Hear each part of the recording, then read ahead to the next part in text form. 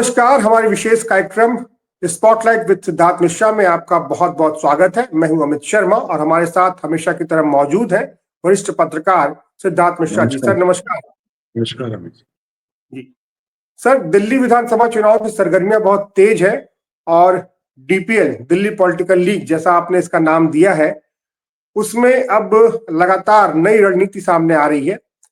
अब ये देखने में आया कि प्रधानमंत्री नरेंद्र मोदी जो है वो भाजपा कार्यकर्ताओं से सीधा संवाद कर रहे हैं। उन्होंने बूथ स्तर के कार्यकर्ताओं से संवाद किया और कार्यकर्ताओं को बीजेपी के रणनीति के बारे में समझाया, जानकारी दी। सर, ये नई बात है। सर, इसे कैसे आप देखते हैं और बीजेपी की रणनीति को आप कैसे समझ रहे हैं? देखिए, बीजेपी के लिए दिल्ली जो है सो दिल्ली में एक तरह से बीजेपी के वर्कर्स के बीच में फ्रस्ट्रेशन भी है। इस करके फ्रस्ट्रेशन है कि आप देखिए तो 1998 से ये सत्ता के लगातार बाहर है और पहले कांग्रेस ने उसको बाहर रखा, फिर उसके बाद आम आदमी पार्टी ने 3 चुनाव में बाहर रखा है। ये लोकसभा चुनाव जीत जाती है, ये म्युनिसिपैलिटी के चुनाव जीत जाती है, लेकिन समहाउ असेंबली के चुनाव में जो गणित आकर के बैठता है उसमें ये हार जाती है। और इसको लेकर के पार्टी बहुत चिंतित है और बीजेपी का वर्कर बहुत डीमोटिवेटेड ऐसा लग रहा था। तो अब नरेंद्र मोदी जी ने जो एक नया इसमें ये जो अपनाया है कि उनको ये लग रहा है कि भाई वोटर तो हमारे पास लोकसभा चुनाव में 2020 में भी वोटर हमारे पास था, 2019 में और 2024 में भी लोकसभा वोट में हमारे पास वोटर था लोकसभा चुनाव में। लेकिन उसके 6 महीने बाद जो विधानसभा चुनाव हुए 2020 में, वो वोटर खिसक गया और वही 2025 में वो बात रिपीट ना हो जाए, इसको ध्यान में रखते हुए मोदी जी ने सीधा संवाद अपने पार्टी वर्कर्स के साथ किया है और जिसमें कि वो उनको मोटिवेट कर रहे हैं। मैंने उस संवाद को जो नमो ऐप के मार्फत जो संवाद हुआ है, मैंने उस संवाद को सुना भी है। वो सीधे वर्कर से बात कर रहे हैं, उनको कह रहे हैं और उनके लिए कुछ दिशा निर्देश तय कर रहे हैं। और ऐसा उनका मानना है कि अगर इस दिशा निर्देश को वो अगर वो एक तरह से मैं ये कहूं कि मोदी जी चुनाव जीतने का वर्कर्स को नुस्खा दे रहे हैं। एक तरह से वो एक प्रैक्टिस बता रहे हैं, नुस्खा दे रहे हैं कि चुनाव कैसे जीता जाए। इसके पहले कि हम उस नुस्खे पे बात करें, मैं आपसे आग्रह करूंगा कि जो एक स्लाइड आपके पास है, बिल्कुल, अभी तो आपने थंबनेल वाली स्लाइड दिखाई थी, उसके बाद की जो स्लाइड है मैं उस पर आना चाहता हूं। और इसमें जो बीजेपी का वोट शेयर रहा है, पिछले चुनाव में जो बीजेपी का वोट शेयर रहा है, उस पर थोड़ी हम चर्चा कर लें और फिर आगे हम बताएंगे कि मोदी जी का क्या नुस्खा दे रहे हैं। इसके बैकग्राउंड में उनके नुस्खे को समझने में आसानी रहेगी। तो अगर आप इस स्लाइड पे जाएंगे तो राइट साइड में जो ब्लैक बोर्ड, उस पर आप देखेंगे कि बीजेपी 93 में जीती, 98 में हारी, 2003 में हारी, 2008 में हारी, 2013 में ये लार्जेस्ट पार्टी के रूप में उभरी, लेकिन सरकार नहीं बना पाई क्योंकि मेजॉरिटी से पीछे रह गई। तो उसको मैंने ड्रॉ की संज्ञा दी है। 1915 में हारी, 1920 में हारी, 2025 की लड़ाई अभी अंडरवे है। ये एक जो कह दीजिए कि दिल्ली असेंबली का ये इतिहास है। अब आप जो उसके बगल में जो ग्राफिक है, अगर उस ग्राफिक पर नजर डालेंगे तो आप देखेंगे कि बीजेपी जो उसमें जो रेड और ब्राउन, तो रेड जो है सो वो शो करती है कि वोट शेयर कितना है और ब्राउन शो करता है कि सीट शेयर कितना है। तो अगर आप देखें तो 2000 आप लोकसभा चुनाव तो हम बिल्कुल पीछे जाते हैं।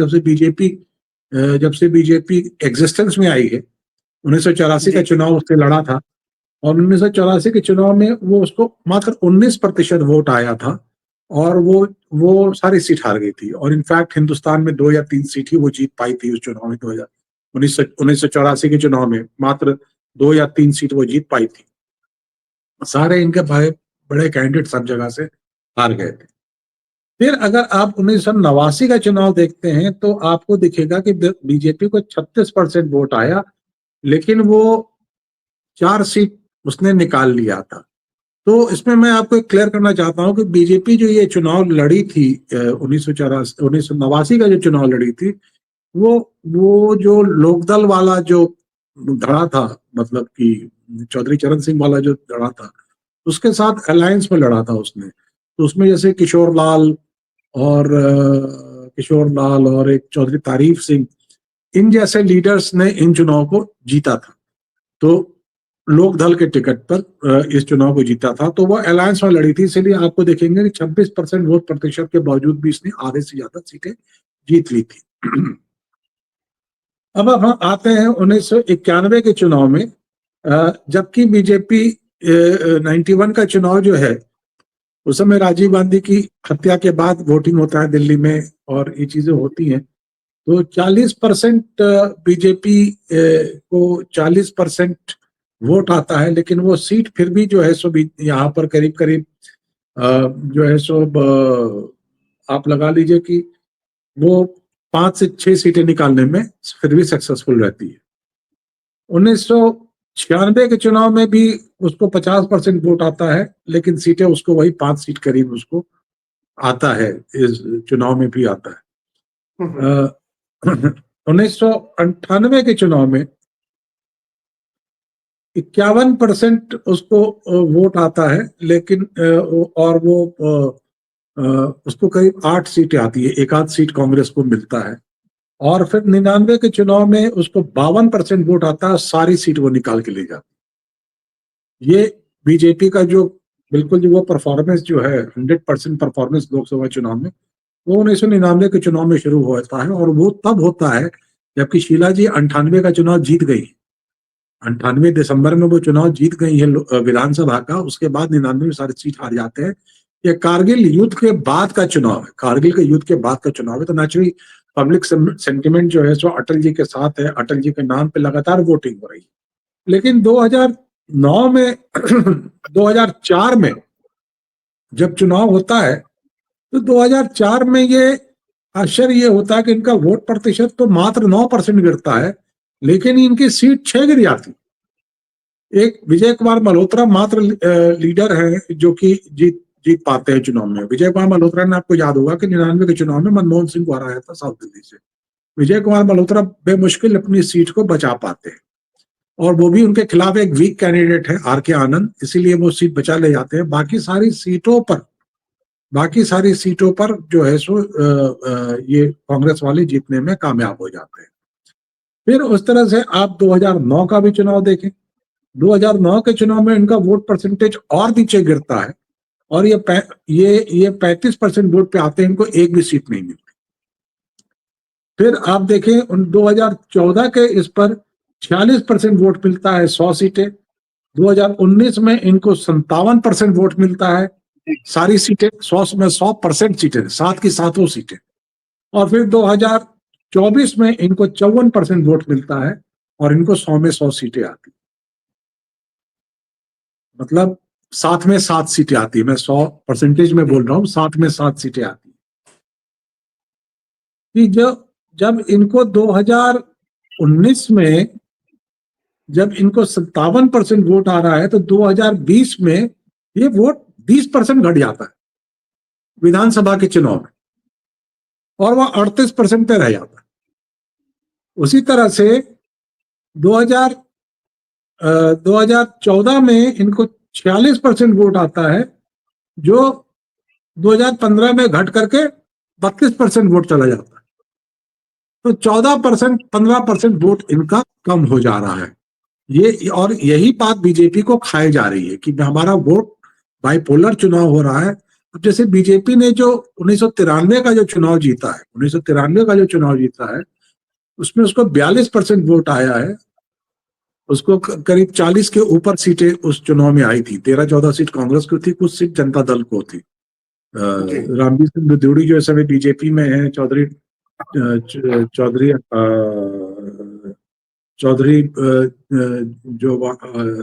जो वहां से सिलमपुर से हैं, वो उस समय जनता दल में थे। एक आधा लीडर जनता दल में थे, जो लोग जनता दल की टिकट पे जीत करके असेंबली में आए थे उस समय। और आपको याद होगा कि 1991 में जब 1993 में जब इलेक्शन हुआ है, दूसरा बाबरी मस्जिद के बैकग्राउंड में इलेक्शन हुआ है, तो मुसलमानों का वोट उस समय जनता दल को गया था और कांग्रेस पीछे रह गई थी चुनाव में। लेकिन 98 में उनको 34% वोट आता है, सीटें उनकी वही 13-14। फिर उनके 2003 में उनको 35% वोट आता है, सीट उनकी वही 20 से नीचे ही रहती है। 2013 में उनको 33% वोट आता है, लेकिन यहाँ पे वोट का डिवीजन होता है, जो ऑपोजिशन वोट है उसका डिवीजन होता है, कांग्रेस 24% वोट और आम आदमी पार्टी करीब 40% वोट।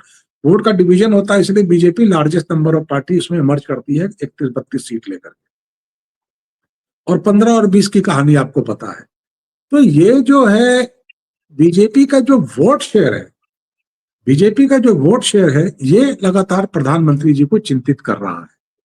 और उनके लिए जो लगातार मतलब कि वो पूरे हिंदुस्तान में जीत रहे हैं, कई स्टेट्स में जीत रहे हैं, कई जगह पे जीत रहे हैं, कई जगह उनकी सरकार है, वो लगातार 3 बार लोकसभा चुनाव जीत चुकी है ये पार्टी।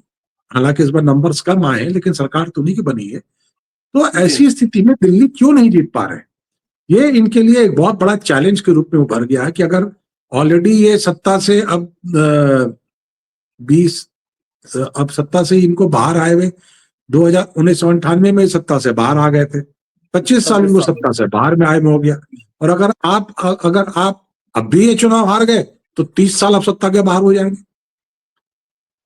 लास्ट इनको असेंबली चुनाव जीते हुए इनको 3 दशक से ऊपर हो गया। तो ये बहुत बड़ा चैलेंज नरेंद्र मोदी ने इस चैलेंज को समझने की, इस चैलेंज को टेक ऑन करने की, और कैसे वोट्स को कंसोलिडेट किया जाए। भाई आखिर में इस पार्टी को लोकसभा में तो वोट पड़ ही रहे हैं ना यहाँ के लोगों से, और ये वोट भाग रहा है। इनके कारणों पे हम लोगों ने काफी चर्चा की है, लेकिन आज जो हम डिस्कशन कर रहे हैं वो इस बात पे डिस्कशन कर रहे हैं कि मोदी जी ने क्या नुस्खा दिया है वोटर्स को, इसके ऊपर हम बात कर रहे हैं। तो पहला तो आपको बैकग्राउंड मैंने ये वोट शेयर का दिया। अगर आप अगले स्लाइड पे आएंगे ये बड़ी इंपॉर्टेंट चीज आपको समझने के लिए है कि बीजेपी असेंबली का जब उनके कैंडिडेट्स की जो पोलिंग है और विनिंग कैंडिडेट्स की जो पोलिंग है, जो टोटल वोट पोल्ड है, देखिए टोटल वोट अगर 50 पड़ा तो जिसको हाईएस्ट नंबर ऑफ वोट आएगा वो चुनाव जीतता है। 50 में जिसको 24 आया, एक को 24 आया, एक को 22 आया, एक को 4 आया, तो 24 वाला जीतता है चुनाव। तो उसमें तो अगर आप देखेंगे इसके अंदर जो आप देखेंगे कि जो विनिंग कैंडिडेट जो है उसका एवरेज क्या है, उसका मीडियन क्या है। तो 1993 में 46 है, 1993 में 46 है, 1998 में 51 के करीब है, 2003 में 52 के करीब है, 2008 में 45 के करीब है, 2013 में 38 के करीब है, 2015 में 55 है और 2020 में 54 है। इनके मुकाबले में बीजेपी का कैंडिडेट कितना वोट ला रहा है? बीजेपी का कैंडिडेट 44.5, जो विनिंग मीडियन 44.5, 98 में 37, 2003 में 36, 2008 में 37, 2013 में करीब करीब 34, 2015 में भी करीब करीब 34 और 2020 में 41% वोट लाता है वो बीजेपी का कैंडिडेट, लेकिन फिर भी चुनाव हार जाते हैं। तो उसके जो समझ हमें आएगी, उसके नीचे में मैंने उसका एक्सप्लेनेशन दिया है।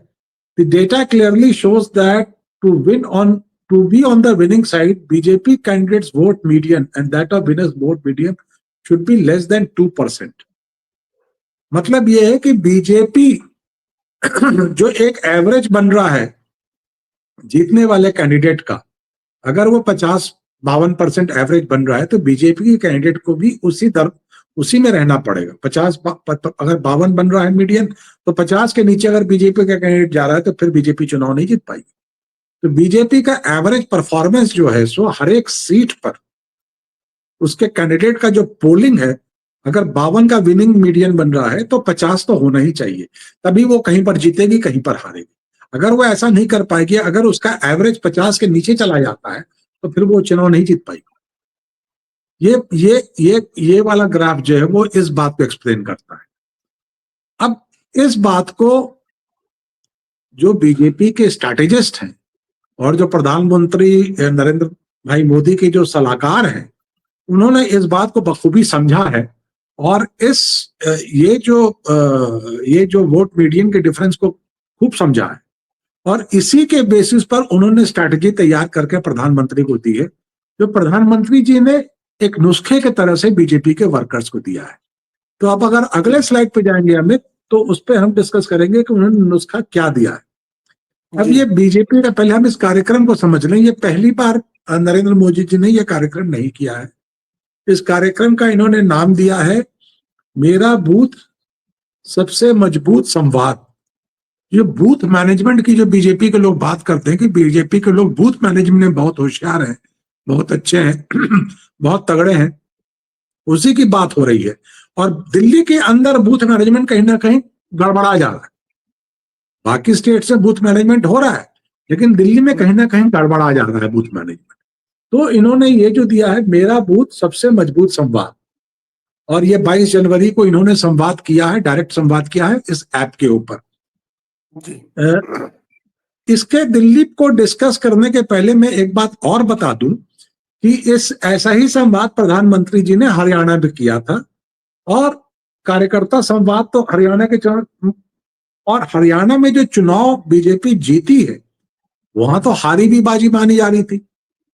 वो समझा जा रहा था कि बीजेपी हार चुकी हरियाणा, लेकिन वहां पर जो लास्ट में कैंपेन किया और बड़े बड़े नेताओं ने, योगी आदित्यनाथ ने वगैरह ने कैंपेन किया, लेकिन मोस्ट इंपॉर्टेंटली जो री एनर्जाइज किया नरेंद्र मोदी ने अपने इस ऐप पे लोगों के साथ संवाद करके, इसने फिर वोटर्स को, बीजेपी के वोटर्स को, बीजेपी के सिंपथाइजर्स को उस बिल्कुल एडवर्स कंडीशन में बाहर निकाला और निकलवा करके वोट डलवाया, जिससे कि बीजेपी में एक हारी भी बाजी को, हरियाणा में एक हारी भी बाजी को बीजेपी जीतने में सफल रही। और कांग्रेस जो शुरू से सारे सेफोलॉजिस्ट, सारे पोलस्टर सब कह रहे थे कि कांग्रेस के लिए जीता हुआ चुनाव है, जीता हुआ चुनाव है, जीता हुआ चुनाव है, वहां पर वो चुनाव हार गए, क्योंकि लास्ट जो कहते हैं ना, जो मैराथन का लास्ट लैप जो होता है या किसी भी मिडिल डिस्टेंस रन का, लॉन्ग डिस्टेंस रन का जो लास्ट लैप होता है, उस लास्ट लैप में जहां पर की सारी एनर्जी, सारी स्फूर्ति लगा करके बेस्ट टाइमिंग दी जाती है, वहां पर बीजेपी ने आकर के अपने बूथ वर्कर्स को बाहर निकाल करके, अपने वोटर्स को बाहर निकाल करके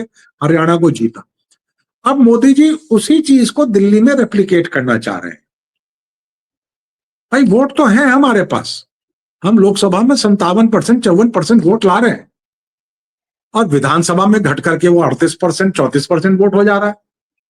तो हम कैसे इसको रिटेन करें, कैसे इस वोट को रिटेन करें? जो लोग सिंपैथाइज करके आम आदमी पार्टी की तरफ चले जा रहे हैं, उनको हम कैसे रोकें?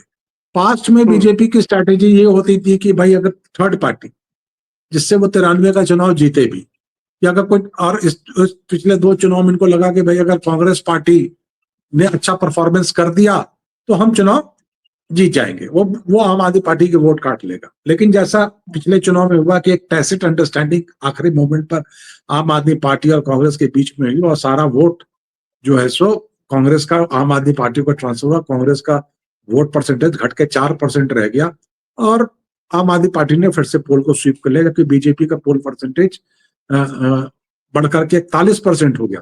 फिर भी बीजेपी जो है चुनाव हार गई, क्योंकि जो कांग्रेस का वोट कट के ट्रांसफर हुआ वो बीजेपी को ट्रांसफर ना होकर के वो आम आदमी पार्टी को ट्रांसफर। इस बार जो लोकसभा चुनाव हुए उसमें यह देखा गया कि आम आदमी पार्टी और कांग्रेस साथ मिलकर के चुनाव लड़ी, उसके बावजूद और जबकि बीजेपी काफी स्टेट्स में, बगल में उत्तर प्रदेश में और काफी स्टेट्स में उसका परफॉर्मेंस बहुत खराब रहा है, कई 50-70 से ऊपर सीटें वो नीचे आ गई है लोकसभा में, फिर भी दिल्ली में 7 सीटें जीती, और दिल्ली में 50% से ऊपर इनका वोट शेयर रहा।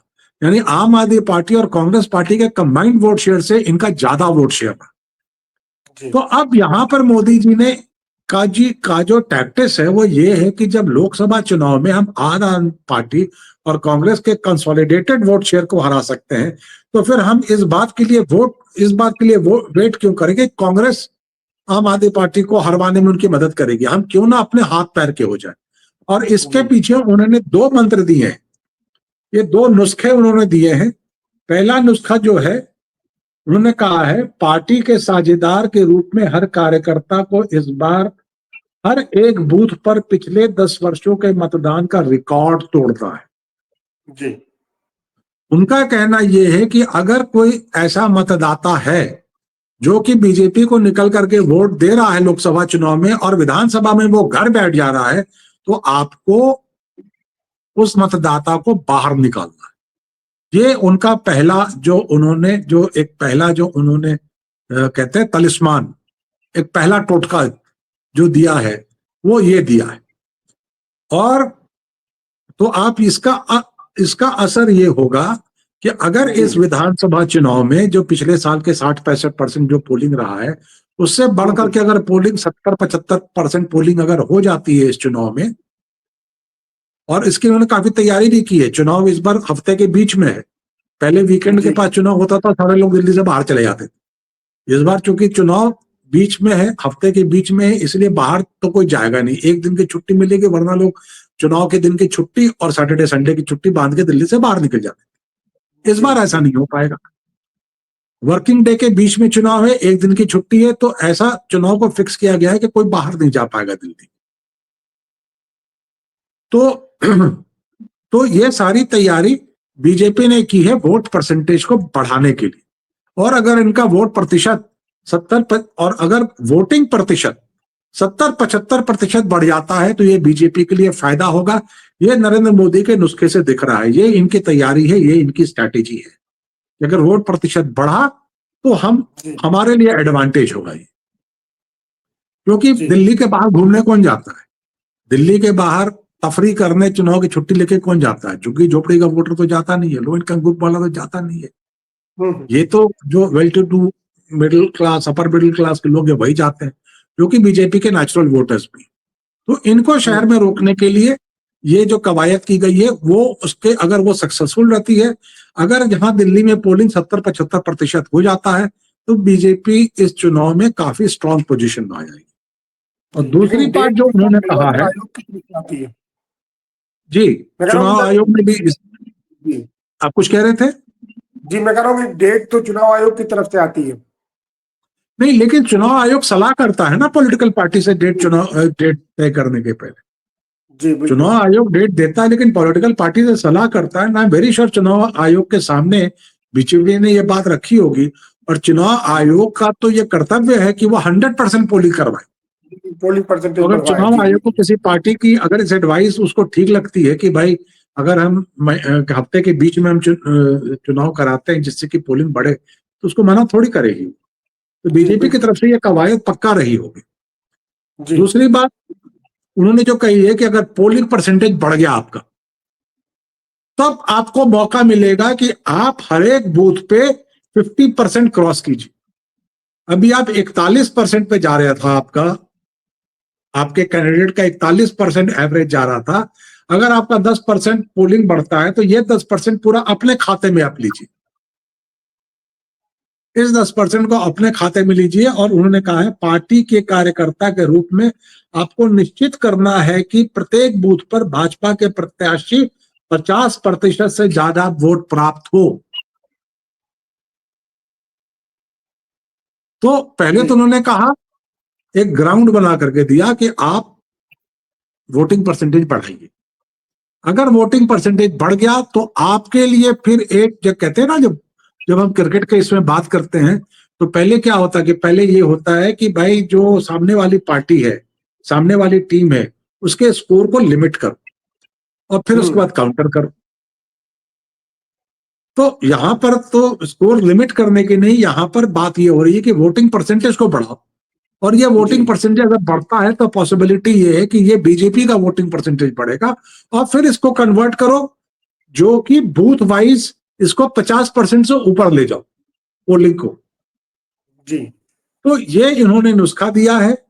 ये नुस्खा जैसा कि, लेकिन कई बार क्या होता है, स्ट्रैटेजीज बनती हैं, बहुत सारी बातें होती हैं उसके इम्प्लीमेंटेशन में, लेकिन ये स्ट्रैटेजी इस बार इन्होंने बनाया है। और मुझे लगता है कि अगर जो विश्लेषण जिस दिन हम लोग बैठेंगे, चुनाव के दिन जब बैठेंगे, जब विश्लेषण करेंगे, तो उस दिन मैं आपको ये कह पाऊंगा कि अगर वोटिंग परसेंटेज बढ़ गया दिल्ली के अंदर 60-65% से बढ़ के 70-75, और आज के टाइम में राज्यों के चुनाव में 75-80% वोटिंग हो रही है, ऐसी बात नहीं है, तो अगर 70-75% वोटिंग हो गई दिल्ली में तो बीजेपी फिर बहुत मजबूत स्थिति में आ जाएगी। और फिर उसके बाद जब वर्कर जब जब जब बूथ वर्कर एक्टिव हो गया, अगर घर से वोटर को उठा करके ला रहा है तो फिर वोट भी तो डलवाएगा, फिर उससे वो वोट भी तो डलवाएगा, इंश्योर करेगा कि वोट उसकी पार्टी को पड़े। तो ये स्ट्रैटेजी मोदी जी ने जो उस दिन अपने ऐप पे जो संवाद किया है, ये मोदी जी ने ये नुस्खा दिया है, और इसीलिए हम आपसे कह सकते हैं कि इसका आप इसकी आप आज के कार्यक्रम के हेडलाइन दे सकते हैं, क्या है मोदी का चुनावी नुस्खा। जी बिल्कुल बिल्कुल। तो ये बीजेपी की स्ट्रेटजी है, और बीजेपी पहले भी जब जहां जहां चुनाव जीतती रही है उसकी रणनीति रही है कि बूथ लेवल पे जो कार्यकर्ता है उनको बहुत मजबूत किया जाए और एक एक बूथ का हिसाब किताब रखा जाए। जाहिर सी बात है कि इस संवाद कार्यक्रम से बीजेपी ने, जब प्रधानमंत्री नरेंद्र मोदी जी ने अपने कार्यकर्ताओं से संवाद स्थापित किया, तो इसके साथ ही साथ एक जिम्मेदारी भी तय कर दी, एक एक व्यक्ति की जिम्मेदारी तय कर दी। तो और एक इंटरेक्शन भी बढ़ा कार्यकर्ताओं का, तो उनमें उत्साह भी नया अब आया है। और इसका मतलब सर ये भी है कि जो चुनाव हम ट्रायंगुलर देख रहे थे, बीजेपी, आप और कांग्रेस, उसमें अब मुख्य मुकाबला बीजेपी और आप के बीच दिखाई पड़ रहा है। देखिए ये तो है ही है, चुनाव तो बीजेपी और आम आदमी पार्टी के बीच में on the face of it, आम आदमी पार्टी पिछला 2 चुनाव का जो आप रिजल्ट देखेंगे, 3 चुनाव का रिजल्ट देखेंगे, तो बीजेपी और आम आदमी पार्टी के बीच में ही चुनाव है। तो हम उसको और किस रूप में देते हैं, बीजेपी और आम आदमी पार्टी के बीच में ही मेन कंटेस्ट है।